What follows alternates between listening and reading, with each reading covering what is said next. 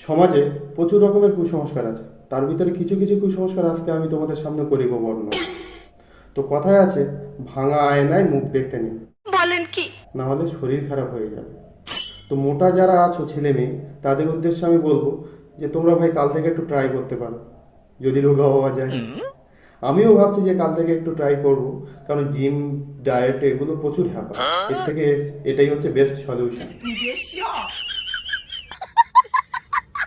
আমি বিকালবেলা এক বন্ধুর বাড়ি গেছি, যাওয়ার পরে বন্ধুটা এই ঘুম থেকে সবে উঠেছে, উঠে সামনে জোড়া শালিক দেখতে পেয়ে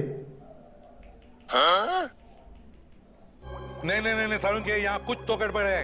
বলছি, ভাই এটা তুই কি করছিস? তুই জানিস না ভাই, জোড়া শালিক দেখলে দিন ভালো যায়। বিকেল 5টা বেজে গেছে, এখন আর কি দিন আছে? বিকেল 5টার সময় নাকি তার দিন ভালো যাবে, ভাবো। একটা কথা আছে, ব্যাঙ ডাকলে বৃষ্টি আসবে। আমি ভাবছি যে কাল থেকে টিভি, মোবাইলে যে ওয়েদারের যে রিপোর্টগুলো দেওয়া হয়, এগুলো আমি দেখাই ছেড়ে দেবো। এটা আমি খবর কাগজেও পড়া ছেড়ে দেবো। বাড়িতে একটা ব্যাঙ পুষবো, আবহাওয়াবিদ ব্যাঙ। যখনই ডাকবে শিওর হয়ে যাবো যে এবার বৃষ্টি আসবে। আপনারা একটু ট্রাই করতে পারেন। अच्छा हमको सिखा रिया है। কথায় আছে, কাক ডাকলে বিপদ আসে। তো কাক যদি এত ভালো অ্যাস্ট্রোলজি জানে, তো আমার মনে হয় যে গিনিস বুকে কাকের নাম তুলে দেওয়া উচিত, অ্যাস্ট্রোলজার কাক।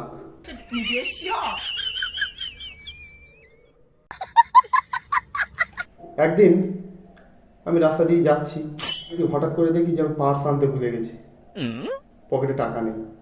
তোমার হঠাৎ মনে আসলো যে ডান হাতের তালু চুলকালে নাকি টাকা আসে। তো ডান হাতের তালু আমি খুব সুন্দরভাবে চুলকাতে লাগলো, এদিক ওদিক তাকাচ্ছি, কিন্তু কোনো টাকা পাইনি। বিশ্বাস করুন, সেদিন আমার হাতের ছাল উঠে গেছে, কিন্তু একটাও টাকা পাইনি।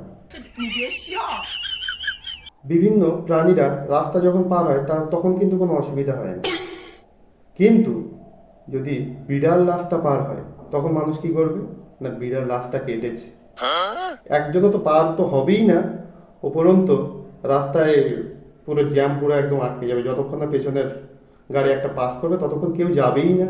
कौन है ये लोग? আমাদের বাড়ির পাশের এক মাসিমা আছে, তার তো আবার অন্য নিয়ম। বিড়াল যদি তার রাস্তা কাটে তো 3জন পাস হওয়া লাগবে, নাহলে সে যেতেই পারবে না। বিড়াল যদি অতই ভালো রাস্তা কাটে, তাহলে তো রাস্তা তৈরি হওয়ার সময় জেসিবির কোনো প্রয়োজনই হয় না, বিড়াল দিয়ে রাস্তা কাটলে হয়ে গেল। আমার একবার পরীক্ষার সময় এক বন্ধুর বাড়ি গেছি, একসাথে পরীক্ষা দিতে যাব। বন্ধুর মা বন্ধুকে বলছে যে, রোহিত তুই কিন্তু ডিম খেয়ে পরীক্ষা দিতে যাবি না। বলছি, মাসিমা ডিম খেয়ে গেলে কি সমস্যা? ও তো রোজ তো ডিম খেয়ে যায়। তুমি জানো না বাবা, ডিম খেয়ে গেলে পরীক্ষায় 0 পাবে। তাহলে মাসিমা ওকে অবশ্যই একটা ডিম খেতে দেন, কারণ গতবারের পরীক্ষায় 5 পেয়েছিল। যদি একটা 0 এক্সট্রা যোগ হয় তাহলে ক্ষতি কি? টিকটিকি টিকটিকি দিলে নাকি সেটা সত্যি হয়। তো যদি এরকমটা যদি হয়, তাহলে পুলিশরা তো পকেটে করে একটা করে টিকটিকি নিয়ে ঘুরতেই পারে।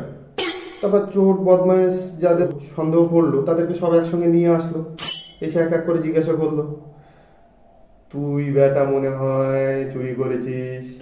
ওই কানটা কিন্তু টিকটিকির দিকে রাখবে। টিকটিকি যখন ঠিকঠিক দেবে না, না না তুই চুরি করিস না, তুই যা তুই যা তুই যা। ও তুই চুরি করেছিস তাহলে, তাই তো?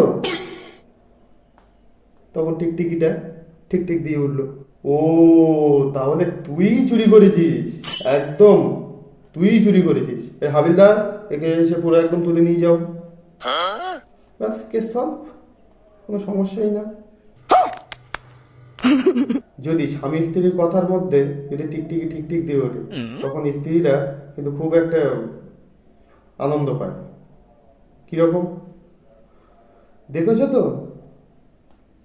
কেউ আমার কথা ঠিক ঠিক দিয়ে উঠলো, তাহলে তুমি শিওর আজকে সিগারেট খেয়ে ঘরে এসছো। ব্যাস, হয়ে গেল কেস জন্ডিস। खत्म। Bye bye, tata, goodbye, गया। আর পরীক্ষার সময় ছেলেরা, মানে আমার মতো যারা সারা বছর না পড়া স্টুডেন্ট আছে তাদের জন্য বলছি, তারা পাশে একটা করে টিকটিকি নিয়ে বসবে, তারপর প্রশ্নগুলো এক এক করে পড়বে, যেটাই টিকটিকি ঠিক ঠিক দেবে সেটাই টিক মারবে। তাহলে সাজেশন তোমাদের একটা রাত্রেই কমপ্লিট হয়ে যাবে। তাই বলে প্রত্যেক স্টুডেন্টের আমি বলছি না তোমরা ভালো করে পড়বে, ঠিক আছে, তাহলে কিন্তু কমন পাবে, ভালো করে পড়াশোনা করবে। এটা আমি জাস্ট জোকসের জন্য বললাম, ঠিক আছে, ডোন্ট মাইন্ড।